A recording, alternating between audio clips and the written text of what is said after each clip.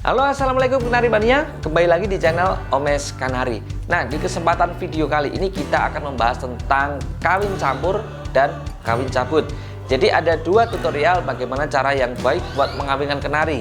Mungkin buat teman-teman yang sudah terbiasa ternak atau sudah pengalaman pasti sudah paham ya apa yang dimaksud dengan kawin cabut dan kawin campur. Tetapi buat teman-teman yang baru belajar ternak mungkin belum paham apa yang dimaksud dengan kawin cabut, kawin campur, bagaimana caranya dan apa saja sih keunggulan dan kekurangannya. Oke, jadi kita akan membahas itu di video kali ini ya. Kita akan membahas apa yang dimaksud kawin cabut dan kawin campur, jadi pengertiannya terlebih dahulu. Kemudian kita juga membahas tentang apa saja keunggulan dan kekurangan dari masing-masing sistem ini. Oke, sebelum kita mulai pembahasan, kita intro dulu.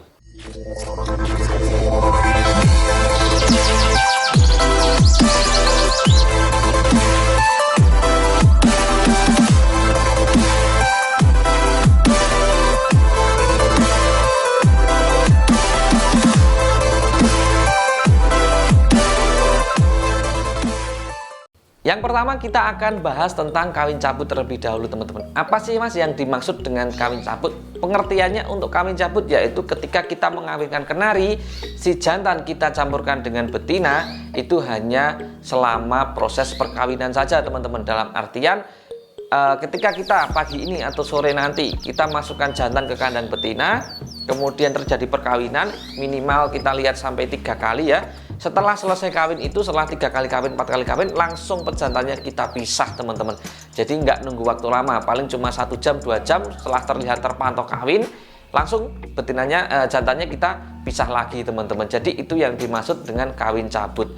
Dan apa sih mas keunggulan dari kawin cabut dan kekurangannya apa? Untuk keunggulan dari kawin cabut, yang pertama adalah kita bisa menjaga kualitas pejantan teman-teman.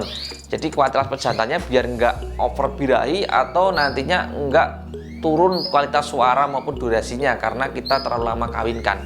Jadi ketika kita punya kenari gacor, posisi memang sedikit birahi, kita kawinkan hanya beberapa menit atau 1 jam kita kawinkan, kemudian kita pisah lagi, kualitas pejantan ini akan tetap gacor teman-teman. Jadi itu keunggulannya ya.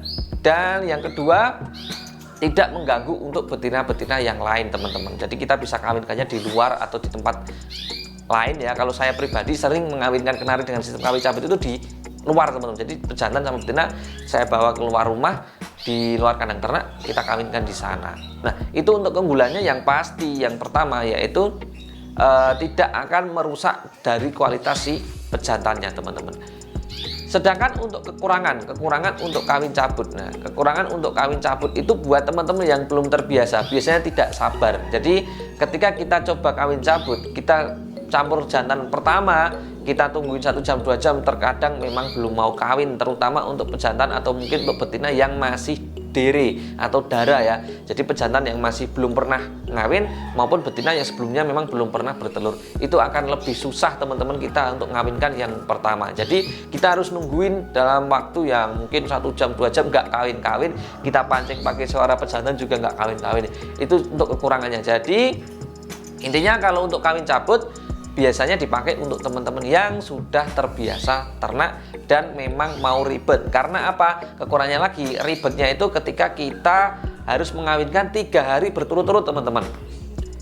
Agak bingung nggak ya? Semoga aja teman-teman nggak bingung ya mendengar penjelasan saya ya.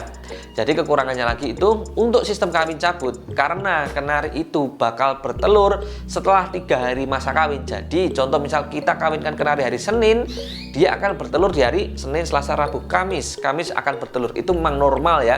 Normalnya betina itu akan bertelur setelah 3 hari masa kawin yang pertama. Nah, dengan sistem cabut, kawin cabut itu kita harus mengawinkan setiap 3 hari itu teman-teman.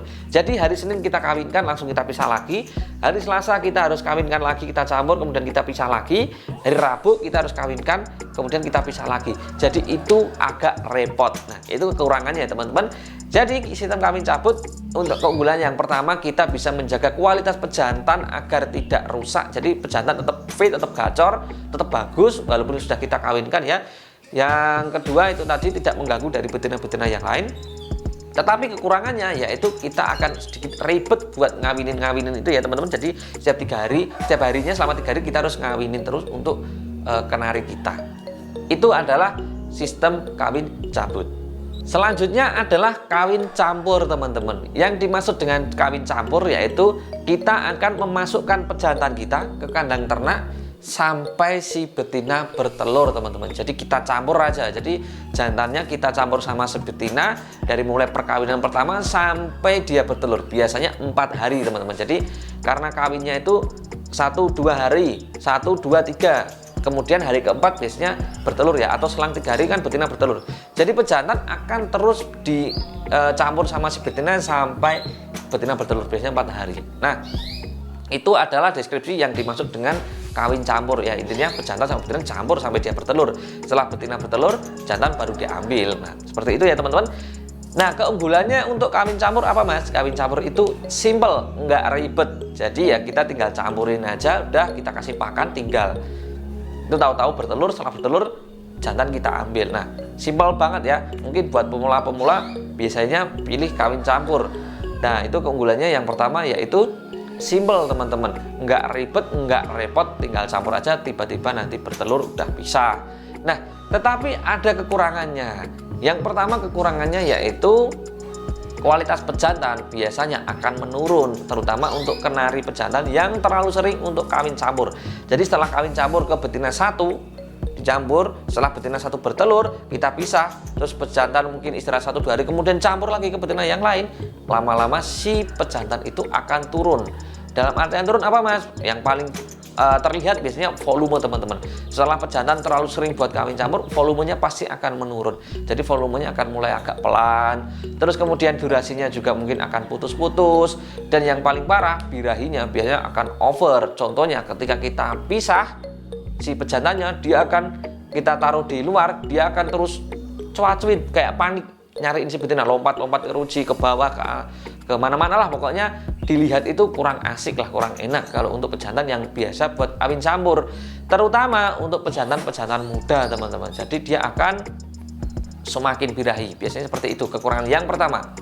Kekurangan yang kedua ketika kita memakai sistem kawin campur, yaitu ketika kita punya banyak betina seperti ini dan sebagian betina mungkin yang betina masih muda atau mungkin dia baru nelur pertama, ngerem pertama, saat kita ada salah satu jodohan di sini misal, ini kita kawin campur, dia kan selama 4 hari di sini terus tuh, dia bunyi, dia kawin, dia bunyi, dia kawin, dia akan mengganggu dari betina-betina yang lain teman-teman.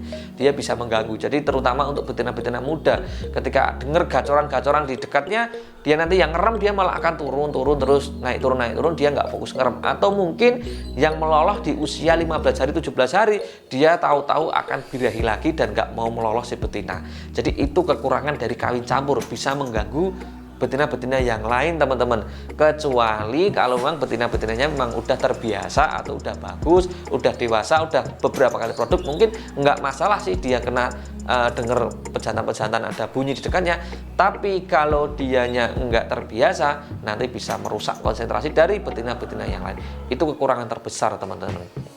Dan kekurangan yang ketiga itu biasanya kalau pejantannya masih pertama kali ngawin atau betinanya juga baru pertama kali mau bertelur, kalau kita pakai sistem kawin campur, dia yang ada malah berantem. Nah, itu yang paling fatal. Jadi ketika kita langsung campur nih jantan sama betina, kita campur gitu aja ya, biar dia kawin nanti biarinlah 3 hari nanti lah ya bertelur sendiri. Tetapi faktanya kalau pejantannya ternyata atau masih muda atau betina masih muda atau belum jodoh atau jodohan pertama, ketika kita campur mungkin dia mau kawin sehari 1 kali 2 kali, setelah kita tinggal kita nggak tahu tuh di sana pasti sering berantem. Jadi kejar-kejaran, mungkin betinanya dihajar atau kebalikannya jantannya yang dihajar. Jadi mungkin teman-teman juga pernah ngalamin seperti itu ya, terutama untuk teman-teman yang peternak-peternak yang sudah senior atau sudah berpengalaman pasti pernah ngalamin jantan betina kita dicampur malah berantem. Nah, dengan sistem dengan keadaan yang seperti itu nggak mungkin kita pakai sistem kawin campur teman-teman, karena kalau posisi jantan dan betina tarung seperti itu dan kita campur, yang ada malah akan berantem dan akan rusak salah satu di antara jantan ataupun betina. Nah, itu tadi ya teman-teman, kawin campur, yaitu simple banget ya. Jadi kawin campur ya tinggal kita campurin aja si pejantan dan betina sampai dia bertelur. Setelah betina bertelur, kita pisah si pejantan. Kelebihannya simple, nggak banyak pikiran, yang paling jelas itu ya simple tadi. enak ya cara ngawinnya, tapi kekurangannya banyak. Yang pertama, kualitas pejantan biasanya akan cepat loyo, cepat berkurang. Yang kedua, mungkin bisa mengganggu dari konsentrasi betina-betina yang lain yang ada di sekitarnya.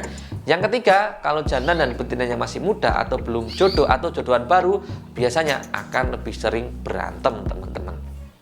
Oke teman-teman, itu tadi ya yang dimaksud dengan kawin cabut dan kawin campur. Gimana? Pilih yang mana? Mau pilih kawin cabut atau kawin campur? Semoga pembahasan ini bisa membantu teman-teman semuanya ya, buat gambaran sih kira-kira ternak itu kita mau pakai sistem kawin cabut atau lebih enak mau pakai sistem kawin campur. Terserah dari teman-teman semuanya, nanti pilih yang mana. Atau mungkin masih ada pertanyaan yang ragu dari teman-teman, silakan nanti dimasukkan di kolom komentar, sebisa mungkin akan saya jawab. Jadi semoga video ini bisa bermanfaat buat teman-teman semuanya yang mau belajar ternak atau yang sudah belajar ternak tetapi belum menemu solusi yang bagus. Semoga bisa membantu buat teman-teman semuanya. Yang pasti untuk ternak kenari itu kita jangan terlalu terbebani pikiran, teman-teman. Di bawah hobi aja ya, di bawah hobi, di bawah santai aja. Ada waktunya nanti cepat produksi. Memang sih level pertama yang paling susah dalam proses berternak yaitu cara mengawinkan.